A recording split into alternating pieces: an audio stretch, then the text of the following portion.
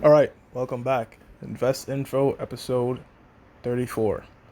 This one's going to be entitled Investing Simple, Not Easy. Sort of like exercising and losing weight, right? If you want to lose weight, you exercise, eat less, maintain a healthy diet. Quite simple, not easy for everyone. Um, Same thing applies to the stock market. The last episode I was talking about, how on the year end performance of doing hovering around anywhere from 52 to about 60,000 or 61,000 at its peak. The portfolio in about 2 days to a week fell, I don't know, 20,000, right? Well, that's equities. The reason I definitely want to do this show is because right now the S&P 500 and Nasdaq, all these different stocks as a whole are falling dramatically, right? And I should say that investing is simple, not easy. The more liquid the investment is, stocks are very liquid. You could sell out the position, you can transfer your money very quickly. All the things to make, um, all the things to make the investor do very emotional, act quickly, act irrational, sort of moves. Well, the best thing to do in investing really is to do nothing. Activity in the long term. In the long term, activity really is the enemy to investing. The prime example, let's use Amazon, right? Was it 20 years ago? Amazon was trading about $2. Amazon went all the way up to about $3,000 a share, and everyone said, "Man, if I'd have known, I'd have bought Amazon. I'd have bought Amazon, man. I'd have just bought Amazon." Well, Amazon didn't just run straight up. There was periods where it had pullbacks from 40, 50%, 90%. Would you have held? Would you truly understand what you own? So I want to also mention this: when you go into a position in investing, especially securities, equities, primarily stocks, right? Have an idea of how long you plan to hold this thing. Am I buying this business to for the long term? Is it generating cash flow?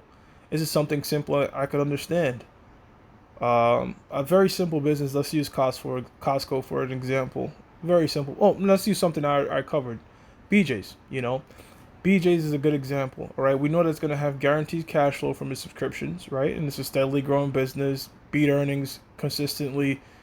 The price is not rocking it up, but you holding a part of something you understand. You go there, you shop there, you understand it. Simple, right? Now, if it's on a pullback, um, which is, I don't know, it's something about equities. Maybe it's the red and the green that when it pulls back, people don't want to touch it. They're quite the opposite. They want to buy into something high and sell it low when really, again, something that's simple, not easy, which is to buy low and sell high. When things are low, when things are on sale, the mental uh, and just the emotional ride of it makes people hesitant to buy. And this is the trap.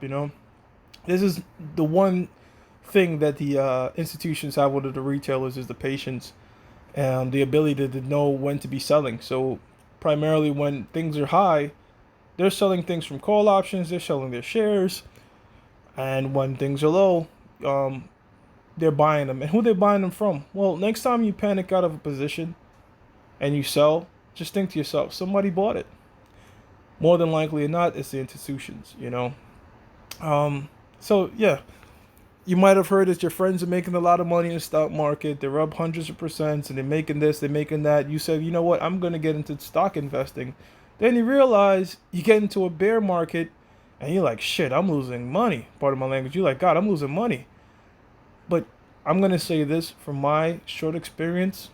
When you get into investing in a bear market, it is a blessing and not a curse because you get an opportunity your first time starting to buy things very cheaply. All these hype stocks you hear about, whether it's Tesla or Facebook, or to get into the market and them being 20% off.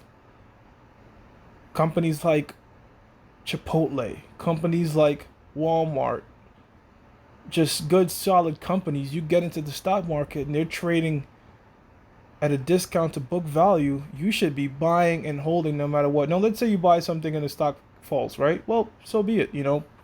Eventually, if you do your research, if you know the book value per share, they the price the price eventually goes to its book value. A company normally trade at what it's worth. We know that markets can be inefficient, and we should use that to our advantage, not our disadvantage. If a stock price is If a stock price is falling below what it's truly worth, then that's perfect. That's perfect. Yeah, quick short one. It's simple. Buy low, sell high. Quite simple. It's not easy. Okay. Now look at Mohnish Pabrai. He got in a position that fell from 7 to 1. He still held it. This is a professional investor. In 2009, you had this banker.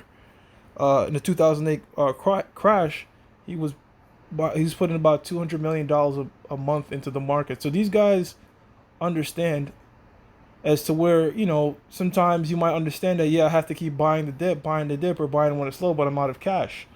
Well, this is where the patient kicks in. Be patient. If you bought a house, as Warren Buffett says, if you bought a house, you're not worrying about the price every day, every month, even every year. You just bought it to live in it and generate cash flow for you as a place to live, right? You take the same approach to a business. You understand. If it falls, you buy more if you can buy more, and when it runs a bit, nothing wrong with taking profits. You know, Nothing wrong with taking profits. In the hype mania, when you feel like stocks are gonna go to infinity and go to the moon, that's really when one should be fearful in taking profits. Buy when others are fearful. Be greedy. Sorry. Buy when they're fearful. No, I'm sorry. Be greedy when others are fearful, and be fearful when others are greedy. Is a quote. Is a saying.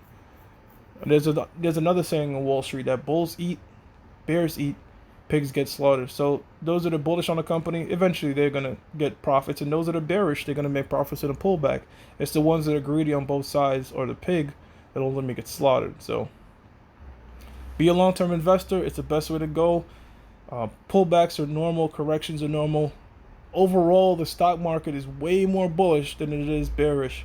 So in the long term, invested in good businesses. All right, that's what stocks are, not lottery tickets. All right, we're not trading. To trade is something very different than investing. Which I'm not gonna say I don't trade. I do trades as well, but I'm a long-term investor overall. So this is the sort of lessons I put together. It's called invest info, not trade info. Invest info. So just little words of wisdom that I'm relaying that I've learned from others that have been doing this far longer than me. Be patient. It's a simple but not easy game. Um, and I wish you guys, the best in your investment journeys. All right, see you guys in the next one.